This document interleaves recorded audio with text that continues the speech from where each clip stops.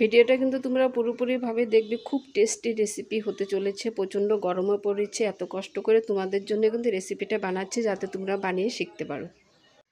মিষ্টি লাউটাকে ছোটো ছোটো ডুবো ডুবো টুকরো করে ভালো করে ধুয়ে নিয়েছি। তারপরে দিয়ে দিলাম আদা বাটা, পেঁয়াজ বাটা, দিয়ে দিলাম কারি পাতা, স্বাদ অনুযায়ী নুন, দিয়ে দিলাম কাঁচা লঙ্কা কুচি। যে যেমন ঝাল খেতে ভালোবাসো, আমি একটু ঝাল খেতে বেশি ভালোবাসি, তার জন্য ঝালটা বেশি করে দিই। তারপর দিয়ে দিচ্ছি কয়েক কোয়া রসুন, দিয়ে দিচ্ছি কালো জিরে, এবার দিয়ে দিচ্ছি কাঁচা সর্ষের তেল, দিয়ে দিচ্ছি হলুদ গুঁড়ো, দিয়ে দিচ্ছি জিরে গুঁড়ো, ধনে গুঁড়ো, কালারটা ভালো হওয়ার জন্য কাশ্মীরি লঙ্কা গুঁড়ো। এবার সব কিছু দিয়ে খুব ভালো মতো মিষ্টি লাউটাকে মাখিয়ে নিব। লাউটাকে খুব সুন্দর করে মাখিয়ে নিলাম।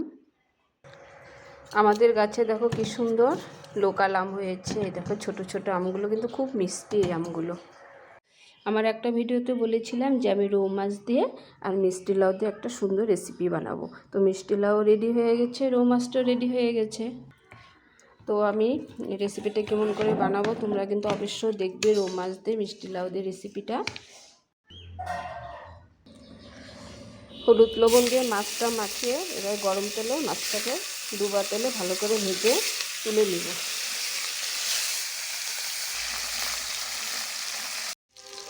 মাছটা ভেজে নিলাম। মাছ ভাজা তেলের রেসিপিটা আমি বানিয়ে নেব, আর এক্সট্রা তেল দিব না। এখানে ফোড়নে দিয়েছি শুকনো লঙ্কা আর হচ্ছে তোমার তেজপাতা। এবার দিয়ে দিচ্ছি মাখানো লাউটা, এবার একটু নাড়াচাড়া করে দিচ্ছি, ঢেকে দিচ্ছি।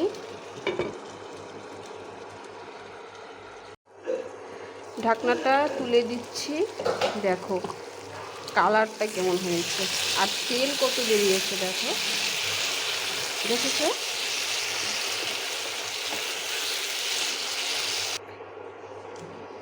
দিয়ে দিলাম একটু জল, ঝোল ছাড়া তো আর খাওয়া যাবে না, ভাতের পাশে একটু ঝোল লাগবেই। দিয়ে দিলাম একটু চিনি। ঝোলটা টকবক করে বলক উঠে গেছে। এবার মাছগুলো দিয়ে দিচ্ছি। মাছগুলো ঝোলের মধ্যে ভালো করে ডুবিয়ে দিলাম। একটু হালকা করে নাড়াচাড়া করে নিব। আমার বাড়িতে কিন্তু ক্যামেরা ধরার কেউ নেই, আমি এক হাত দিয়ে রান্না করি আর এক হাত দিয়ে ক্যামেরা ধরি। তো তোমরা যদি পারো, আমার এই ভিডিওটি যদি ভালো লাগে তোমাদের, তাহলে লাইক শেয়ার কমেন্ট একটা অবশ্যই কিন্তু করবে। আর দিদিভাই তোমরা কিন্তু এমন একটা নতুন রেসিপি দাদা ভাইদেরকে কিন্তু বানিয়ে অবশ্যই কিন্তু খাওয়াবে। খুব কম সময়ের মধ্যে কিন্তু আমার রেসিপিটা কমপ্লিট হয়ে গেল। দেখো